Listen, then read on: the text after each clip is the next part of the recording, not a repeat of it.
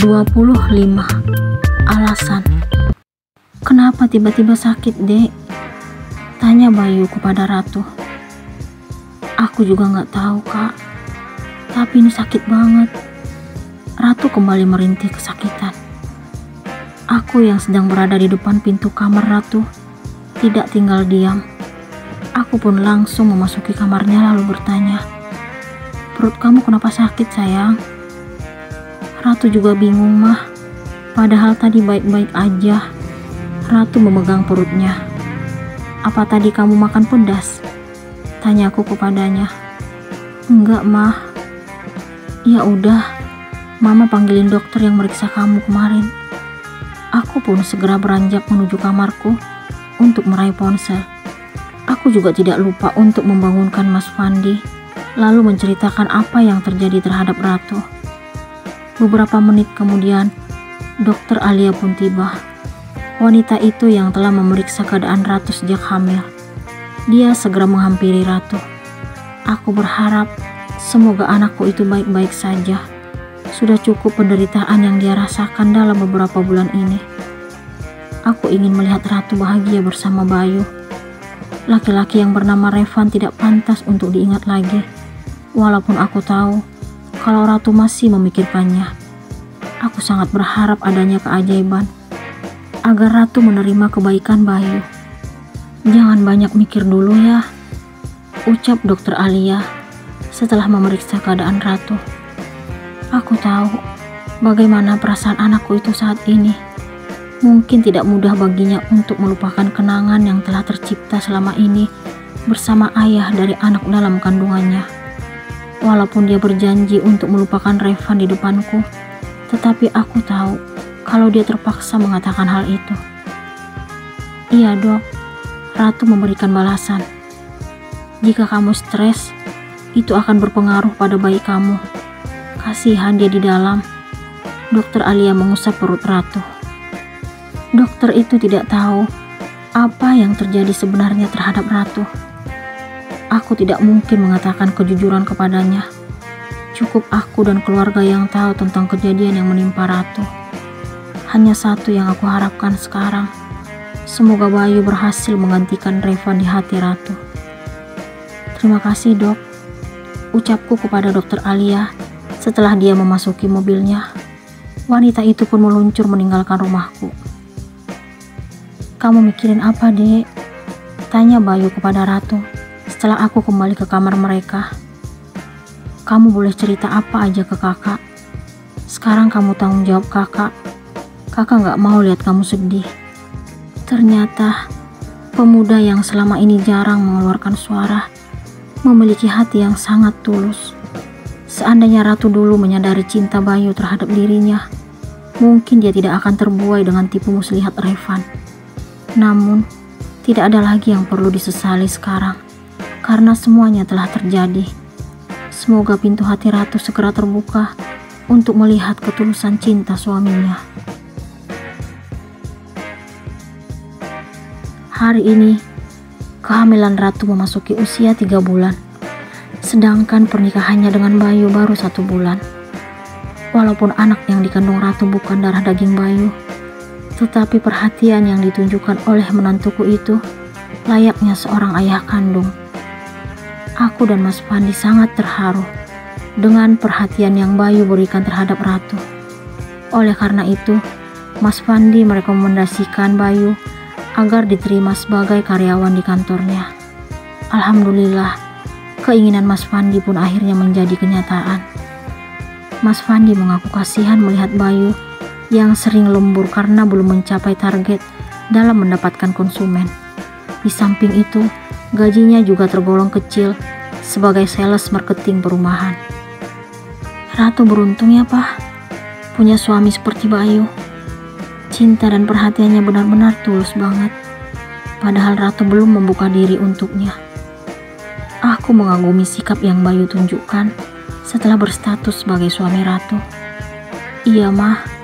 Semoga Ratu segera membalas cinta suaminya."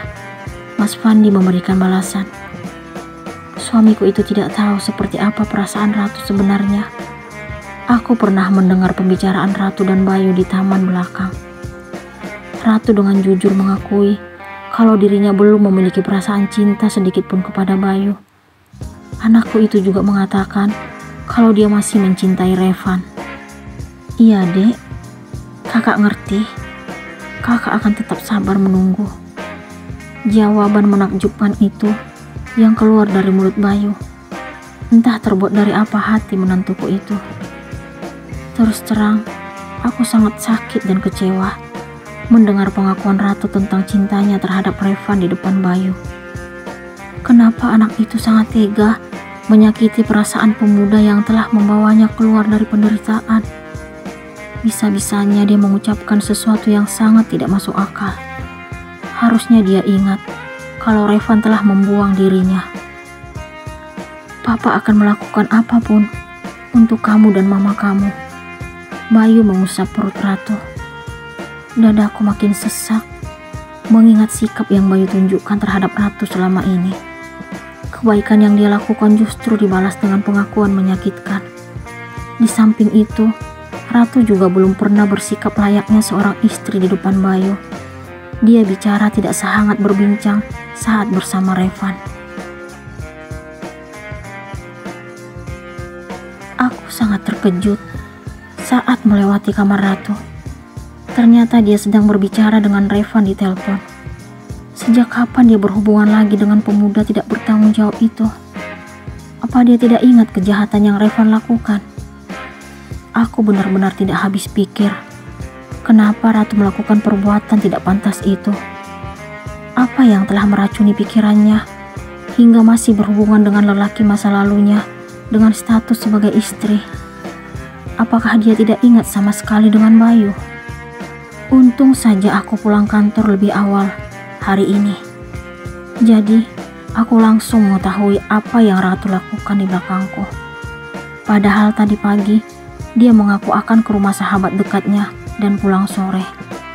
Oleh karena itu, aku pun membawa kunci rumah ke kantor. Sini HP kamu. Aku langsung berteriak kepada Ratu sambil memasuki kamarnya. Mama, dia tampak terkejut. Ternyata seperti ini kelakuan kamu di belakang suamimu. Istri macam apa kamu? Aku langsung meraih ponselnya dari tangannya. Ratu gak bisa hidup tanpa Revan, Mah. Aku muak mendengar pengakuan yang keluar dari bibirnya.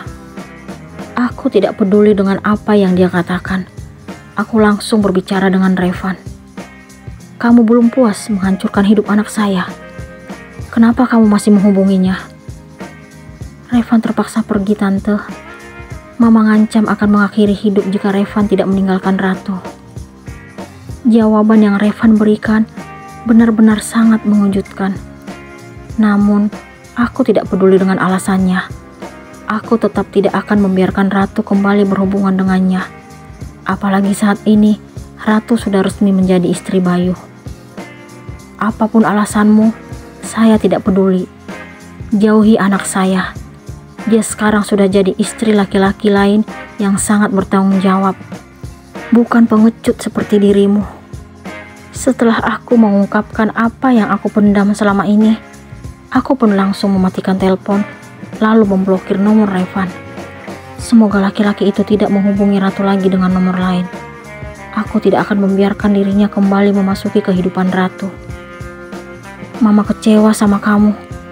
Aku pun melemparkan ponsel Ratu ke tempat tidur. Mama gak ngerti perasaan Ratu. Dia justru berkata seolah-olah menyalahkan diriku. Apa yang Mama gak ngerti dari kamu? Mama gak akan tahu gimana rasanya berpisah dengan orang yang Ratu cintai. Mama juga gak akan tahu gimana sesaknya harus sekamar dengan suami yang gak Ratu harapkan. Apa? Bisa-bisanya kamu ngomong seperti ini setelah kembali berhubungan dengan Revan. Dulu, kamu langsung setuju menikah dengan Bayu. Papa sama Mama gak pernah maksa kamu. Ratu terpaksa karena tidak ingin lihat Papa dan Mama sedih. Padahal Ratu gak pernah berharap jadi istri Kak Bayu karena Ratu tidak mencintainya. Apa, Dek? Aku dikagetkan suara Bayu. Apa yang akan Bayu lakukan setelah mendengar pengakuan Ratu?